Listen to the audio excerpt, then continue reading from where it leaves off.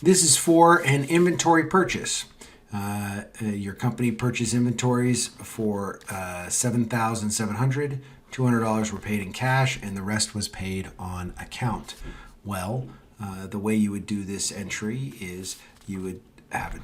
You start off with your debit and your credits. You know you're going to have a debit. You know you're going to have a credit. You purchased inventory, so inventories are increasing. So we're going to write inventories as our debit. We're just going to do inventory.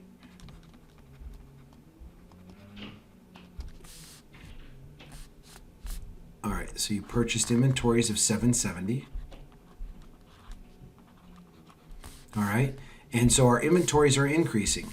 Now, $200 was paid in cash for that. Well, that doesn't make sense as far as meeting everything, but makes sense as far as part of it being paid, and the rest is on account. So we're going to have to split it. So there's going to be more than one credit. So one credit is cash.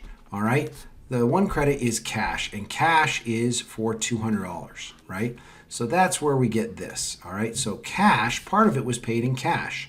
So how did we get an increase in assets? Well, we had to give cash of $200, all right? But then we also have this other thing, accounts payable.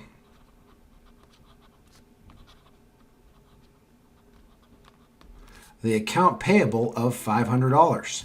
And you'll notice these two, not $500, $570, all right? $570 is what that account payable is. And you'll notice these two, 200 plus the 570 equals the 770. It equals this one right here. So our debit equals all our credits. All right, so the world's in harmony. This accounts payable will go here, accounts pay, right here. And so how did our assets increase? How did we get this increase in inventory? Well, we paid out cash, which also decreased our assets by a similar amount. And then we also had an increase in our liabilities. All right, so the net delta, so this is the delta, just so you can see that the equation's all in balance. The delta here is that the 770 in inventory net the $200 we paid in cash from our assets is 570, and guess what? We wrote up our liabilities by 570. So the world is in harmony right here. Total harmony and peace. Sweet. Peace symbol.